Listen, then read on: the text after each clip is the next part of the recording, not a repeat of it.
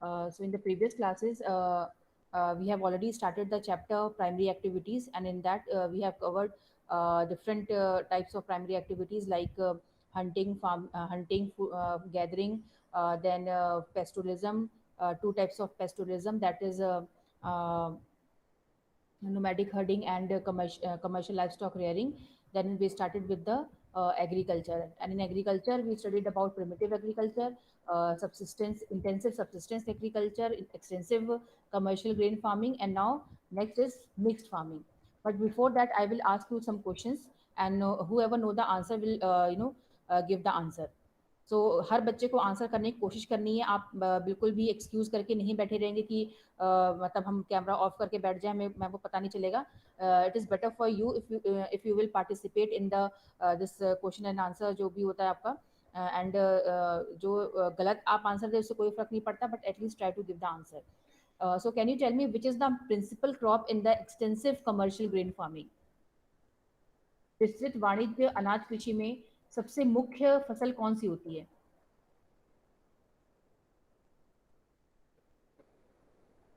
Who can give the answer? इसका मतलब आप लोगों ने बिल्कुल भी रिवाइज नहीं किया है पीछे का। अगर आप इस वक्त रिवाइज नहीं करेंगे तो आगे आपके लिए टाइम नहीं बचेगा। Anybody know which is the principal crop in the extensive commercial grain farming?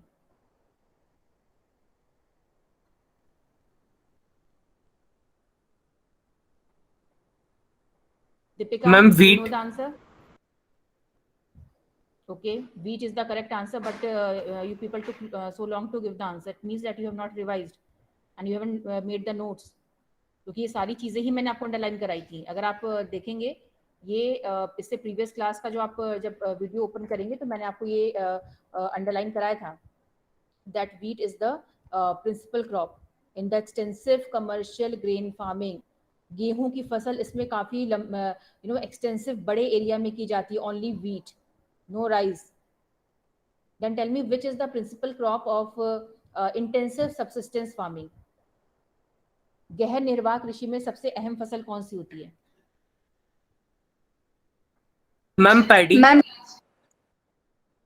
हाँ, कोई एक girl she was trying to give answer. नाम बताओ अपना। कौन आंसर कर रहा था अभी गर्ल्स में? जिया? Yes ma'am. हाँ जिया बताओ। Ma'am rice.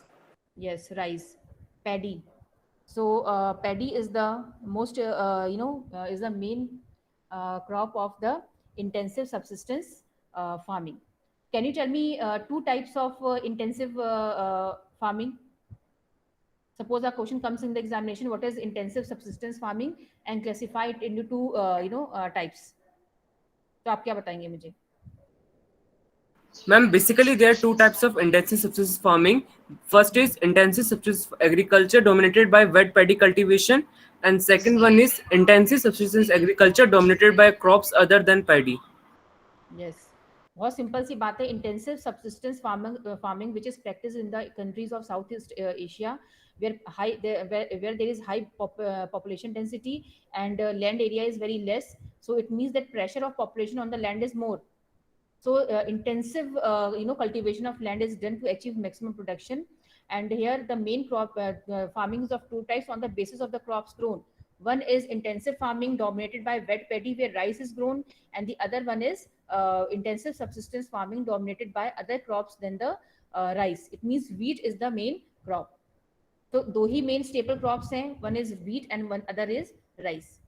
तो अगर आप इसको रिवाइज कर लेंगे तो आपके लिए बेहतर होगा, नहीं तो फिर आपके के लिए दिक्कत हो जाएगी। ठीक है, what are fazendas? What are फजेंडाज?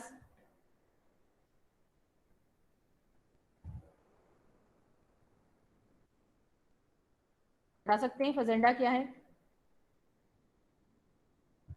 फजेंडाज are the coffee plantations in Brazil.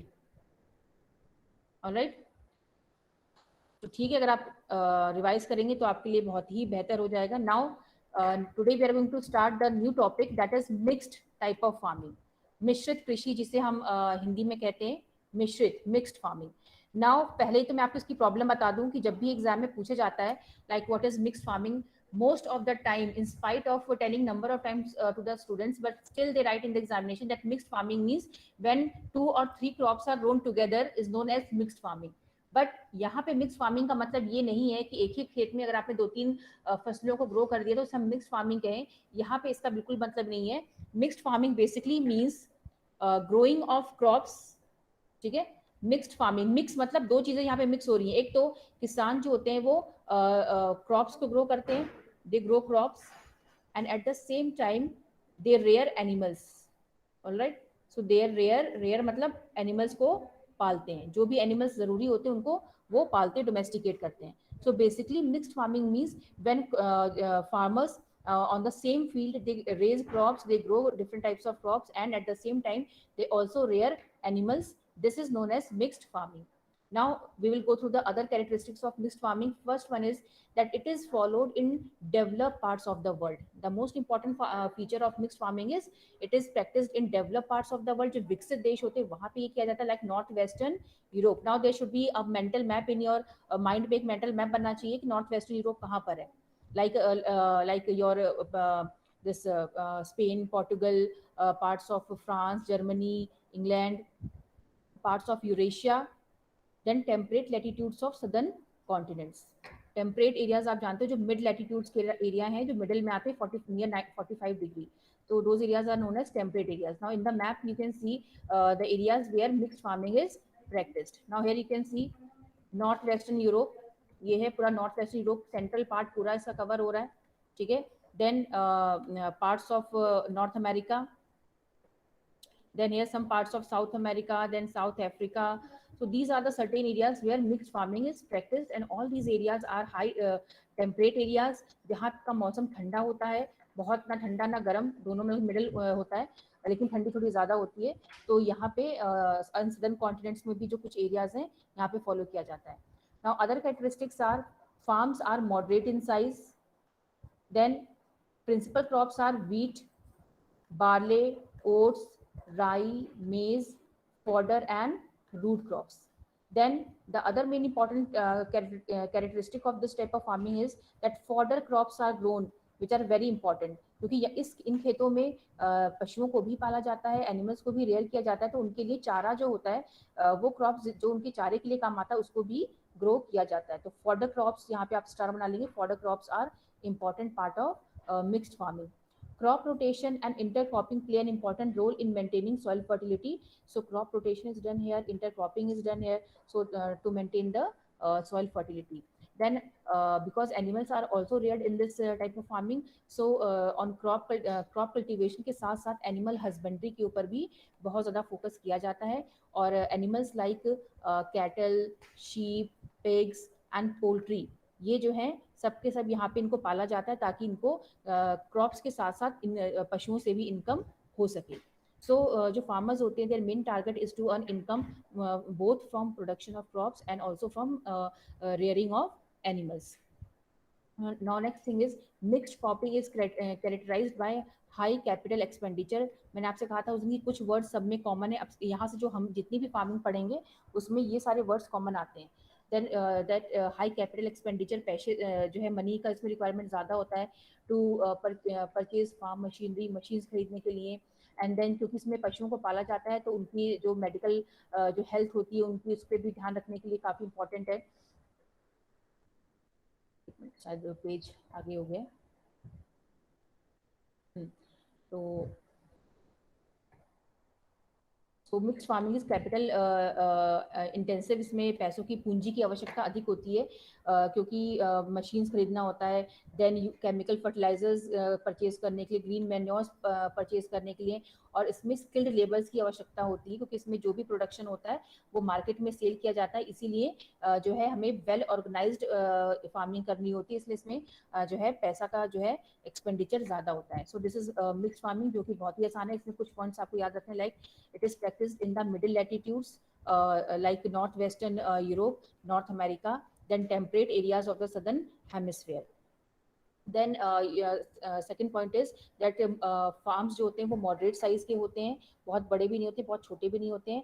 Then crops are grown as well as animals are rear in this type of farming. That's why it is called mix type of farming.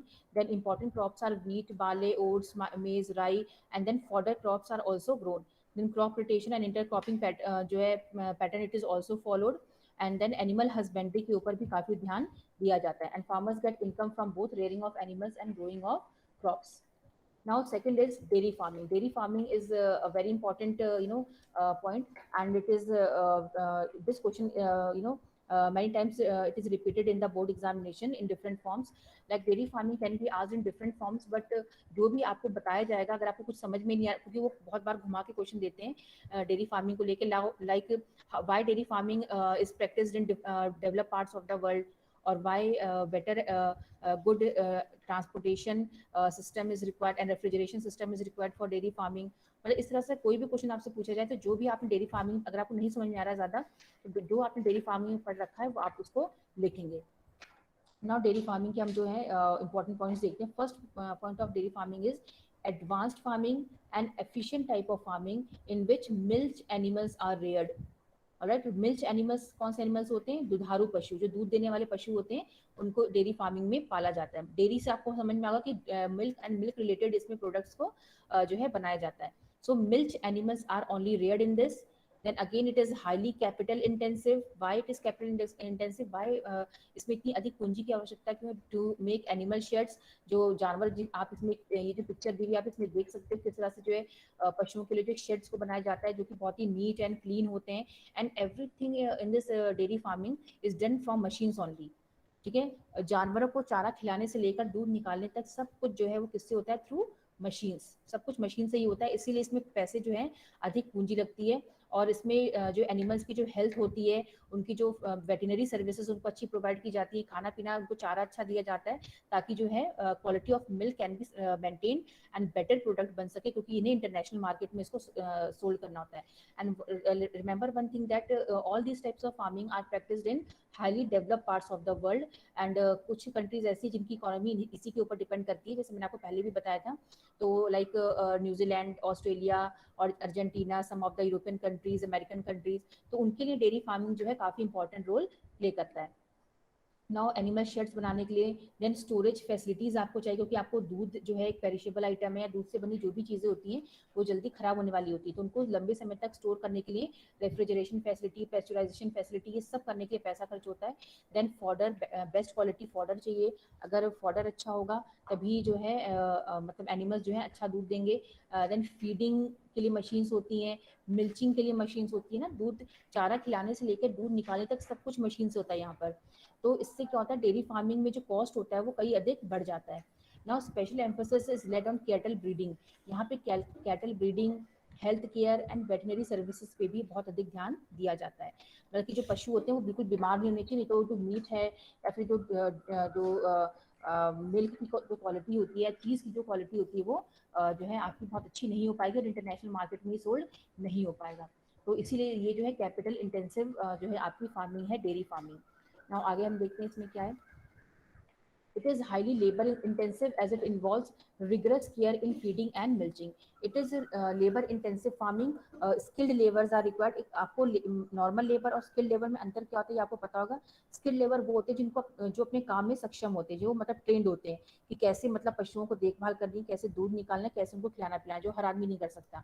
So it is highly labour intensive, specially जो आपके skilled labours होते हैं for feeding and milching of animals. Milching मतलब दूध निकालना. And सबसे best बात ये कि there is no off season during the year. तो जो भी लोग डेयरी फार्मिंग करते हैं उनकी सबसे बेस्ट बात होती है कि इसका कोई ऑफ सीजन नहीं है, साल भर जो है डेयरी फार्मिंग चलती है और साल भर फार्मर्स को इनकम होती है. Then it is mainly practiced. Now one question can come, why dairy farming is practiced near urban and industrial centers.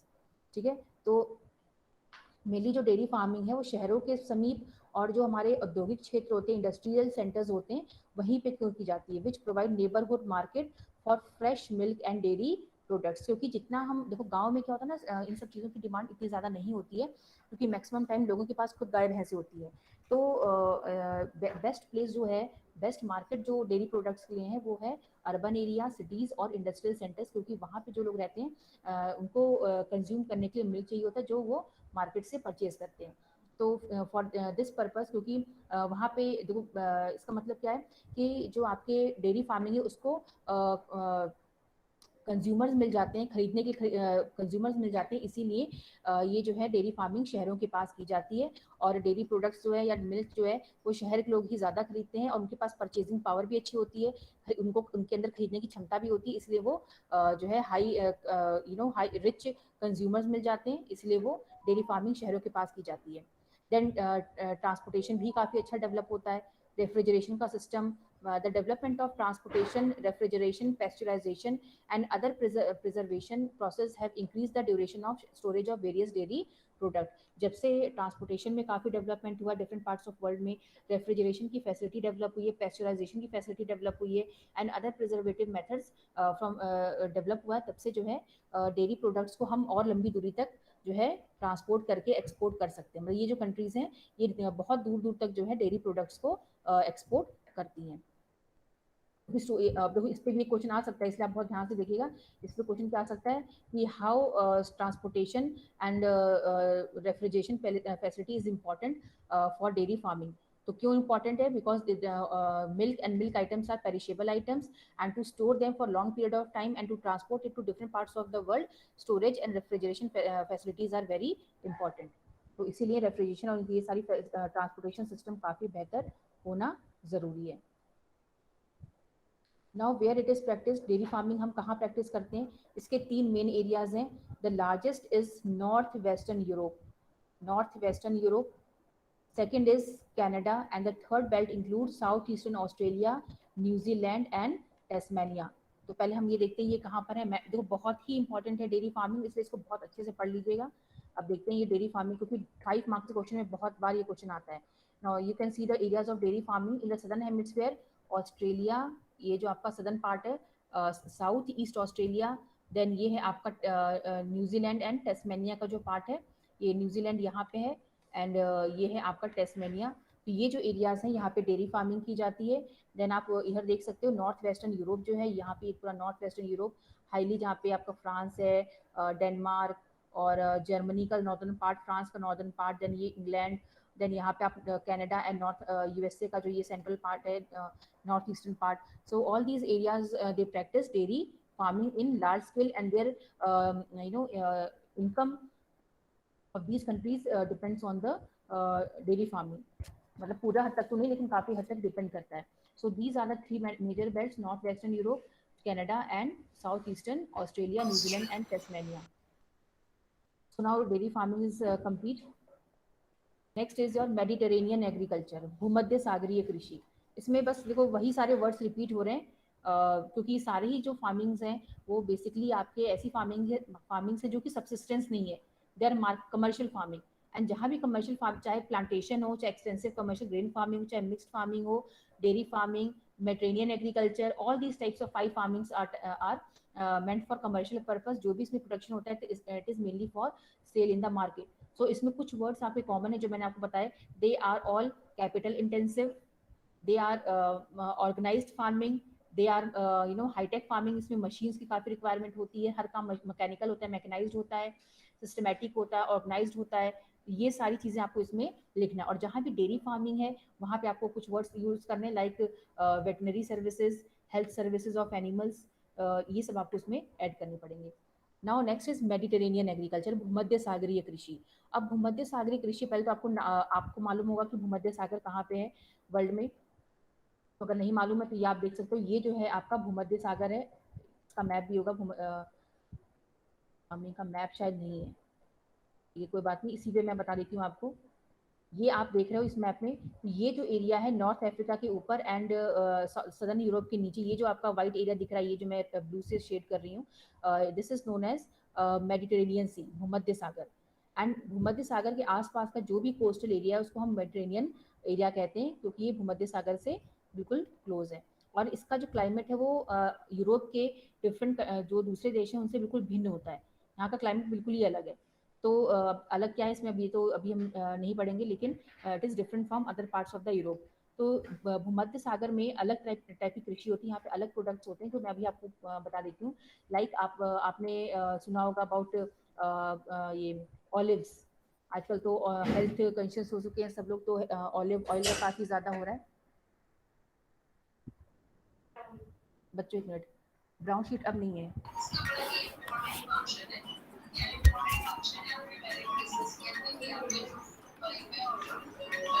ठीक है बच्चों, तो हेलो। हाँ ऑलिव हाँ आपने सुना दादी। होगा। ऑलिव बच्चों अपना माइक अभी ऑफ क्लास करो चल रही है जरा। हमारी, और ये इसकी भी। अच्छा, बच्चों किसी का कब माइक ओपन है, माइक ऑफ कर दो जरा। तो गाड़ी में हो? अच्छा कांगड़ी। अच्छा अच्छा अच्छा। Okay, now Mediterranean agriculture, as the name suggests, it is practiced in the areas near to the Mediterranean Sea. मैंने Mediterranean Sea की जो लोकेशन अभी आपको मैप पे दिखा दी है, तो उसके आसपास के जितने भी एरियाज हैं, लाइक इटली का सदर्न पार्ट है, स्पेन का सदर्न पार्ट है, तो ये यहाँ पे जो है भूमध्य सागरीय कृषि को फॉलो किया जाता है। और it is highly specialised commercial agriculture. बच्चे किसी का माइक ऑन है, प्लीज आप अपना माइक ऑफ कर दीजिए जरा। किसका माइक ऑन ऑन हो रखा है? ठीक है, so it is highly specialised commercial agriculture. So भूमध्य सागरीय जो कृषि है, मेडिटेरेनियन एग्रीकल्चर है, वो कमर्शियल तो है ही, क्योंकि इसमें जो भी प्रोडक्शन होता है it is for sale in the market, but at the same time it is also highly specialised. Specialised क्या होता है, मतलब बिल्कुल डिफरेंट टाइप की कृषि है ये। It is practise in the countries on either side of the Mediterranean sea, जो मैंने अभी आपको मैप पे दिखा दिया है। एंड यहाँ पे जो है डिफरेंट टाइप्स के क्रॉप्स ग्रो होते हैं जो कहीं नहीं ग्रो किए जाते हैं, मेनली लाइक सिट्रस फ्रूट्स। आपने सुना होगा सिट्रस फ्रूट्स, लाइक आपने ऑलिव का सुना होगा, जैतून जो होता है ऑलिव। आजकल तो ऑलिव ऑयल काफी फेमस हो रखा है for health purpose. So olive है, या फिर आपके जो ग्रेप्स होते हैं जिनसे जो है वर्ल्ड क्लास वाइन बनाई जाती है, विटिकल्चर यहाँ पे फॉलो जो है प्रैक्टिस किया जाता है। देन यहाँ पे जो खट्टे फल होते हैं, ऑरेंजेस हैं, या फिर जो आपके ये एक और होता है, नाम मुझे याद नहीं आ रहा है, एक फिग है ना, फिग भी एक तरह का फ्रूट होता है। तो ये सब जो है यहाँ पे इनकी कल्टीवेशन की जाती है। तो पहले उसके बारे में हम लोग अभी पढ़ते हैं, उससे पहले हम देखते हैं किस एरिया में फॉलो किया जाता है। मैंने आपको मैप में दिखा दिया है। In northern Africa, from Tunisia to Atlantic coast, Tunisia से लेके अटलांटिक कोस्ट तक इसको फॉलो किया जाता है। देन सदर्न कैलिफोर्निया, कैलिफोर्निया जानते हैं कहाँ पे हो, अमेरिका में है। मैं भी आपको मैप पे दिखा देती हूँ, क्योंकि ये कभी कभी मैप में आता है कि ये भूमध्य सागरीय एरिया का कौन सा, यहाँ पे कौन सी कल्टीवेशन होती है। तो ये आपका जो है कैलिफोर्निया का एरिया, ये कैलिफोर्निया है जो कि अमेरिका में है। और यहाँ पे अगर कभी भी आपको मैप में कुछ पूछा जाए तो आप समझ जाना कि भूमध्य सागरीय कृषि यहाँ पे की जाती है कैलिफोर्निया में। ग्रेप्स मतलब खट्टे फल यहाँ पे जो है ग्रो किए जाते हैं। तो सदर्न कैलिफोर्निया हो गया, then central Chile, south western parts of South Africa, and south western parts of Australia. तो ऑस्ट्रेलिया में बेसिकली तो ये भूमध्य सागर के पास ही किया जाता है, लेकिन कुछ कुछ एरियाज जहाँ पे वर्ल्ड में छोटे छोटे एरियाज जहाँ पे इस तरह का क्लाइमेट पाया जाता है, तो वहाँ पे लाइक ऑस्ट्रेलिया में, चिली में, कैलिफोर्निया में, तो वहाँ पर भूमध्य सागरीय कृषि होती है ना। यहाँ पे मेन कल्टीवेशन किस चीज़ की, विटीकल्चर। आप we can see viticulture. Viticulture is very important. It means cultivation of grapes on a large scale in a specialized manner in around the Mediterranean Sea. देन जो विटीकल्चर होता है उसमें अंगूर की कृषि होती है, और अंगूर से कई चीजें बनाई जाती हैं, लाइक बेस्ट क्वालिटी वाइन्स बनाई जाती है। जो अच्छे अंगूर होते हैं उनसे वाइन्स बनाई जाती हैं, जो पूरे वर्ल्ड में सप्लाई होता है, एंड डिफरेंट फ्लेवर्स का होता है। देन जो थोड़े से इंफीरियर क्वालिटी के ग्रेप्स होते हैं उनसे जो है रेसिस बनाए जाते हैं एंड क्यूरेंट्स बनाए जाते हैं। ये एक ही तरह का होता है। देन रेसिस आप समझते हो ना, जो किशमिश होता है। देन यहाँ पे ऑलिव्स एंड फिग्स जो है वो produce, figs is a type of fruit, एक जैसे आपका पपीता होता है उस तरह का फ्रूट होता है ये। देन ऑलिव, जैतून तो आप जानते ही हो। देन सबसे बेस्ट बात ये है भूमध्य सागर की, कि ये जो भी चीजें प्रोड्यूस होती हैं वो सर्दियों के मौसम में प्रोड्यूस होती हैं। सब्जियां हैं चाहे फ्रूट्स हैं, all these are produced during the winter season. और विंटर सीजन में क्या होता है कि यहाँ पे तो प्रोडक्शन होता है, बट जितना आप ऊपर जाएंगे, जैसे कि यहाँ पे मान लो भूमध्य सागर है, तो सपोज यहाँ पे भूमध्य सागरीय कृषि हो रही है, तो यहाँ पे तो वेजिटेबल्स एंड फ्रूट्स प्रोड्यूस हो रहे हैं। बट विंटर सीजन में ये जो एरियाज होते हैं, नॉर्दर्न जो यूरोप का एरिया है, ये पूरा बर्फ से ढका होता है, यहाँ पे कृषि बिल्कुल नहीं हो पाती है। इस तो इनको फायदा क्या होता है कि पूरा यूरोप बर्फ से ढका होता है, और ये लोग क्या करते हैं, पूरा जो फ्रूट्स हैं, वेजिटेबल्स है, इन एरियाज में सप्लाई करते हैं। ठीक है, तो इनको क्या मिल जाता है, रेडी अवेलेबल मार्केट। सो मेडिटेरेनियन जो एग्रीकल्चर है उनको जो है रेडी अवेलेबल मार्केट मिल जाता है in the form of western northern Europe, क्योंकि नॉर्दर्न यूरोप पूरा सर्दियों के मौसम में पूरा ढक जाता है, पूरा बंद हो जाता है बर्फ की वजह से। तो ये इसका जो है फायदा है। तो वही दिखाया इसमें बता रहे हैं कि Mediterranean agriculture is that more valuable crops such as fruits and vegetables are grown in winters when there is great demand in European and North American markets. तो ये आपका हो गया भूमध्य सागरीय कृषि, जो मैं आपको एक और बार बताती हूँ। They are practised around the areas of Mediterranean Sea and in southern California, parts of Australia, then around the Mediterranean Sea from Tunisia to Atlantic coast in the northern Africa. Then यहाँ पे खट्टे citrus fruits are mainly grown like olives, grapes, figs, and viticulture is followed here, where high quality wines are made and it is supplied throughout the world. Then it is highly specialized and capital intensive type of farming. इसमें पूंजी भी अधिक लगती है और it is highly organized and specialized type of farming, क्योंकि जैतून ये और ये सब जो है हर जगह नहीं प्रोड्यूस किए जाते हैं। Then next is market gardening and horticulture. तो इसको हम थोड़ा सा फिनिश कर लेते हैं आज। Market gardening and horticulture specialise, ये थोड़ा सा कम लेवल पे ये फार्मिंग फॉलो की जाती है। कम लेवल मतलब कि जो इसका एरिया होता है ये तो देखो बेसिकली एक तो अर्बन एरियाज के लिए होता है, शहरों के लिए होता है, शहरों में ही इसको फॉलो किया जाता है और शहरों के आसपास, ताकि इनको आसानी से मार्केट उपलब्ध हो जाए। क्योंकि मार्केट गार्डनिंग एंड जो हॉर्टिकल्चर है इसमें महंगे फ्रूट्स और फल जो है उनको ग्रो किया जाता है, जो कि गांव और गांव के लोग तो उसे परचेज नहीं कर पाएंगे क्योंकि उनकी इतनी परचेजिंग पावर नहीं होती है। So basically market gardening and horticulture are practised near the urban areas where they can easily get the rich urban consumers. उन्हें खरीदार मिल जाए, अर्बन कंज्यूमर्स मिल जाए जो इतने पैसे खर्च कर सकते हैं। रिच लोग जो हैं वो अर्बन एरियाज में ही मिलते हैं, इसलिए इनको अर्बन एरिया के पास ही किया जाता है। जो इसका फील्ड होता है, जो खेत होते हैं वो छोटे छोटे होते हैं, बहुत बड़े नहीं होते हैं। हम देखते हैं क्या ये इन market gardening and horticulture specialised in the cultivation of high value crops. Underline कर लीजिएगा आप लोग, specialised in the cultivation of, ये सिर्फ वो क्रॉप्स ग्रो करते हैं जो हाई वैल्यू क्रॉप्स होते हैं, जिनकी मार्केट में वैल्यू बहुत ज्यादा हो। जैसे आपने कीवी सुना होगा, तो ये हाई वैल्यू क्रॉप्स इंडिया के, क्योंकि इंडिया में मेनली ग्रो नहीं किया जाता है। या फिर ट्यूलिप्स हैं, है ना, आपने नीदरलैंड में देखा होगा ट्यूलिप्स के बहुत बड़े बड़े खेत हैं, वहाँ पे ट्यूलिप्स वो लोग ग्रो करते हैं, पूरे यूरोप में पूरे वर्ल्ड में उसे भेजते हैं, क्योंकि वो हर जगह ग्रो नहीं किया जा सकता है। तो ऐसे कुछ फ्रूट्स होते हैं, फ्लावर्स होते हैं या वेजिटेबल्स होते हैं जो हर जगह नहीं ग्रो किए जाते हैं। अब आपने कुछ ऐसे वेजिटेबल्स नाम सुना होगा जो आज के टाइम में आप सुन रहे हो, पहले आपने सुना नहीं होगा। जैसे मुझे तो खुद भी याद नहीं आ रहा, नहीं कौन का ब्रोकली होता है, तो जैसे हमारे तो ये गोभी यूज होती है ना, लेकिन ब्रोकली है, या फिर ऐसे और भी बहुत सारे हैं जो मुझे भी नाम याद नहीं आ रहा है। तो ये सब जो है बेसिकली इनको ग्रो किया जाता है क्योंकि हाई वैल्यूएबल क्रॉप्स होते हैं। फार्म्स आर स्मॉल, खेतों का साइज जो होता है वो छोटा सा ही होता है क्योंकि अर्बन एरिया के पास हो रहा है ये, ठीक है, और इसके कंज्यूमर्स भी कम होते हैं।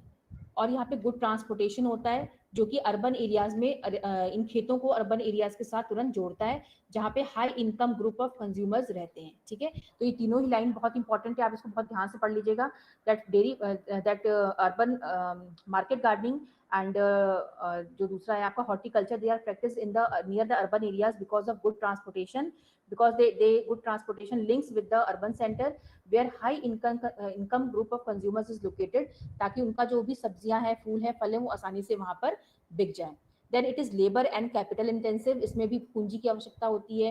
देन इरिगेशन की आवश्यकता है, अच्छे बीज चाहिए, फर्टिलाइजर फैसिलिटी होनी चाहिए, इंसेक्टिसाइड होना चाहिए ताकि जो है कीड़े ना खा लें। ग्रीन हाउस की फैसिलिटी होती है, अगर मान लो यूरोपियन कंट्रीज में यही चीज़ हो रही है तो ग्रीन हाउस जो है वो यूज़ करते हैं क्योंकि वहाँ पे सूरज की किरणें बहुत अच्छी अमाउंट में नहीं पहुँच पाती हैं। Then artificial heating in the colder regions, तो जो भी जैसे नीदरलैंड है, डेनमार्क है, तो यहाँ पे ठंड ज़्यादा होती है तो वहाँ पे ये लोग ग्रीन हाउस जो है यूज़ करते हैं। This type of agriculture is well developed in densely populated industrial districts of northwestern Europe. Again देखो नॉर्थ वेस्टर्न यूरोप का बहुत दिमाग में बना के रखिएगा, कहाँ पे नॉर्थ वेस्टर्न यूरोप, जो भी आपका इंग्लैंड का एरिया है फ्रांस और जर्मनी का जो भी ऊपर का पार्ट है उसको नॉर्थ वेस्टर्न यूरोप कहते हैं।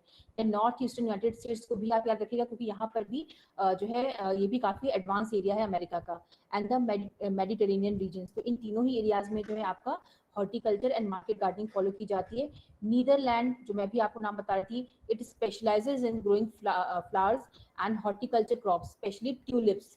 ठीक है, तो नीदरलैंड में आपने कई बार डिस्कवरी पे या किसी मूवी में भी देखा होगा कि नीदरलैंड जो है वहाँ पे ट्यूलिप्स की खेती बहुत ज्यादा की जाती है और पूरे यूरोप में उसको एक्सपोर्ट किया जाता है। The regions where farmers specialize in the vegetables only, वो एरिया जहाँ पे फार्मर्स सिर्फ only and only vegetables grow करते हैं, उस एरिया को हम क्या कहते हैं, ट्रक फार्मिंग। ठीक है, और बेसिकली ट्रक फार्मिंग जो है ये अमेरिका में प्रैक्टिस की जाती है। और इसका मतलब क्या होता है, मान लो जैसे कि ये आपके शहर हैं और ये आपका फील्ड है, खेत जहाँ पे खेती की जाती है, तो इनका डिस्टेंस उतना रखा जाता है ताकि जो भी यहाँ पे वेजिटेबल्स ग्रो हो रहे हैं रात में उनको तोड़कर और ओवरनाइट ट्रक के थ्रू मार्केट तक पहुंचाया जा सके, ताकि जो आपके वेजिटेबल्स है वो खराब ना हो। तो ओवरनाइट जर्नी जो है ट्रक को फील्ड से मार्केट तक कवर करनी होती है, तो उतनी ही डिस्टेंस पे जो है ये वेजिटेबल्स को ग्रो करते हैं, इसको हम ट्रक फार्मिंग कहते हैं। The distance of truck farms from the market is govern by the distance that a truck can cover overnight. ठीक है, तो इसको ट्रक फार्मिंग क्यों कहते हैं, क्योंकि मेनली ट्रक से ट्रांसपोर्टेशन होता है और खेत और मार्केट के बीच में उतनी दूरी होती है कि वो ओवरनाइट कवर कर लें, इसलिए इसको नेम ट्रक फार्मिंग कहा गया है। In addition to market gardening, a modern development in the industrial region of Western Europe and North America is factory farming. यहाँ पे बहुत सारी फार्मिंग के बारे में आप पढ़ रहे हो, हॉर्टिकल्चर जो है, देन आपका ये मार्केट गार्डनिंग है एंड हॉर्टिकल्चर है, देन आपने भी पढ़ा अबाउट ये अभी आपने पढ़ा truck farming. Now factory farming, factory farming का है जहाँ पे लाइव स्टॉक को स्पेशली पोल्ट्री एंड जो कैटल्स होते हैं उनको रेयर किया जाता है, उनको पाला जाता है, उसको हम कहते हैं फैक्ट्री एंड पोल्ट्री फार्मिंग। ठीक है, जहाँ पे स्टॉल्स में, पेन्स में, फेड ऑन मैन्युफैक्चर्ड फूड, मतलब ये सब आप थोड़ा सा पढ़ लीजिएगा, इतना बहुत ज़्यादा इंपॉर्टेंट नहीं है ये। तो ये किया जाता है, तो ये जो है आज मैं इतना आपको मैंने पढ़ाया है। कल जो छोटे मोटे टॉपिक्स हैं वो मैं कल जो है इसको फिनिश कर दूंगी, वैसे तो ज़्यादा है नहीं, कोऑपरेटिव फार्मिंग है एंड माइनिंग है, और इसके साथ साथ मैं नेक्स्ट चैप्टर भी आपका स्टार्ट कर सकती हूँ। तो ये cooperative farming and collective farming and mining, इसको आप रिवाइज कर लीजिए, पढ़ लीजिएगा आगे के लिए, कल के लिए, और जो आज मैंने पढ़ा है उसको आप लर्न कर लेंगे। ठीक है, तो अब चलिए मैं बताती हूँ, मैं कुछ क्वेश्चंस पूछती हूँ आप लोगों से, अब मैं देखती हूँ कि आप लोग बता पाते हो कि नहीं। तो चलिए आप मुझे ये बताइए जरा कि आप लोगों की जो है ना बहुत ही कम अटेंडेंस आ रही है, बहुत ही कम बच्चों ने ज्वाइन किया, ओनली 13 या 14 ने ही ज्वाइन किया है, और आप जानते हो मेरे पास 30 नंबर के प्रैक्टिकल है, मैं किसी भी हाल में आपको प्रैक्टिकल के नंबर भी नहीं दूंगी। ये जितने आप लोग लीनियंसी कर रहे हो ना उतना ही फिर मैं आपको बिल्कुल भी नंबर नहीं दूंगी। तो पहले मैं आपसे जरा क्वेश्चन पूछती हूँ कि आप मुझे ये बताइए,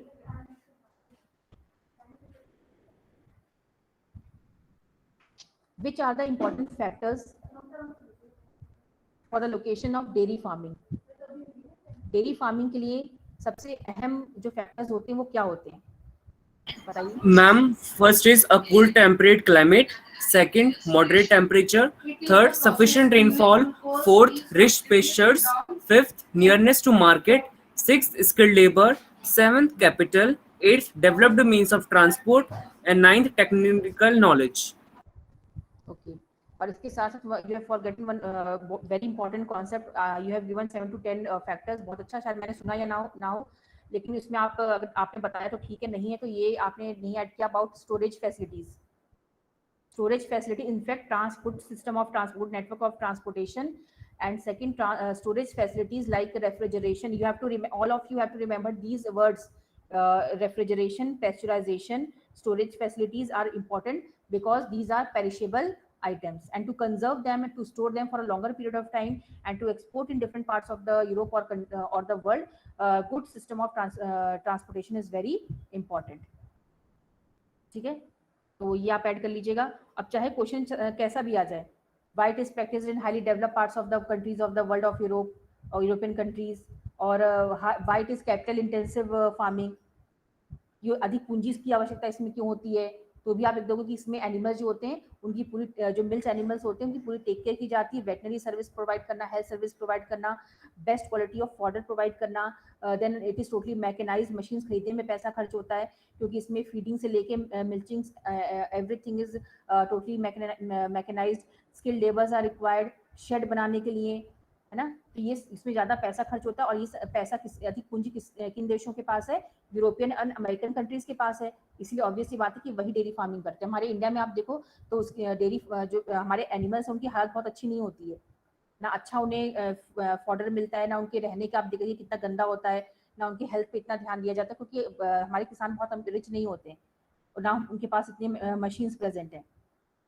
तो इसलिए क्योंकि इसलिए इन सारी चीज़ों पे खर्चा होता है, कैटल ब्रीडिंग पर, जेनेटिक जो ब्रीडिंग होती है पूरा उस पर खर्चा होता है, वेटरनरी सर्विसेज पे, इसलिए यहाँ इस पे ज़्यादा। देन स्टोरेज जो है खरीदने के लिए आप रेफ्रिजरेटर्स बड़े बड़े खरीदोगे, स्टोरेज फैसिलिटीज़ आप का बंदोबस्त करोगे तो उस पर पैसे खर्च होते हैं। तो ये सारी चीज़ें आपको लिखनी, आप बिल्कुल वेग आंसर कुछ नहीं लिख देंगे, ये जो वर्ड्स दिए हुए आपको इसको यूज़ करना है, ठीक है। देन नेक्स्ट आप मुझे बताइए, why Mediterranean farming is known as specialised type of farming? भूमध्य सागरीय कृषि को हम बहुत ही स्पेशलाइज्ड फार्मिंग क्यों कहते हैं? Ma'am, that is different type of crop. Yes, that is different type of farming, but what is different in भूमध्य सागरीय कृषि?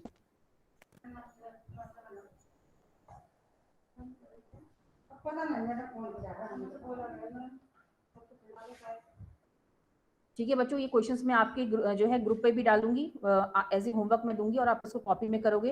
And every one of you have to maintain your notebooks properly and you have to upload it in the Google classroom, जैसा मैं आपको direction दूंगी for checking purpose. और अभी जो है मैं कुछ टाइम में आपका जो है टेस्ट भी लूंगी, तो वो टेस्ट सारे बच्चों को देना है, और तभी आपको, क्योंकि ये टेस्ट देना आपके लिए बहुत ही ज़रूरी है, कोई भी बच्चा इन सारे टेस्ट को मिस नहीं करेगा, ठीक है। और मैम ये बच्चे सिर्फ 14 बच्चे क्लास में जुड़े, सिर्फ ओनली 14 स्टूडेंट्स जो एड हुए हैं, और मैं किसी भी हाल में, मैं अलका मैम बैठी हूँ आपकी क्लास टीचर, मैंने मैम को भी बता दिया है, और मैं किसी भी हाल में आपको नंबर नहीं दूंगी। आप सोच रहे हैं एक दिन हम जोड़ेंगे, अगले 4 दिन गायब रहेंगे, तो उस हिसाब से आपको बिल्कुल भी, मेरा मैं प्रैक्टिकल में 30 नंबर का मेरे पास है ही, मैं जिस बच्चे को पहचानूंगी नहीं उस बच्चे को तो मैं वैसे ही किसी भी तरह से नंबर नहीं दूंगी, 30 नंबर तो बहुत होते हैं, और ज्योग्राफी का प्रैक्टिकल तो वैसे भी काफ़ी टफ है। आई होप कि जो मैंने आपको प्रैक्टिकल काम दिया था वो भी आपने कर लिया होगा। फर्स्ट चैप्टर डेटा, क्योंकि उसमें सिर्फ रिटर्न वर्क था, इसलिए मैंने आपको दे दिया था, उसको कोई शॉर्टकट नहीं लेगा। जो हॉरिजॉन्टल पेजेस आते हैं ज्योग्राफी के, भूगोल प्रयोगात्मक, उस पर लिखा भी रहता है, उसी पे आपको करना है। और जिस दिन नेक्स्ट वीक में आपको टाइम दूंगी, आप लाके मुझे अपनी फाइल सबमिट करोगे करेक्शन पर्पज के लिए, फिर मैं उसको वापस कर दूंगी, ठीक है। Yes, ma'am. Yes, ma'am. Yes, ma'am. और जो होमवर्क दिया जाता है, जो काम दिया जाता है, Yes, उसे ma'am. प्रॉपर्ली करेंगे। स्टॉप रिकॉर्डिंग क्यों नहीं हो रहा है?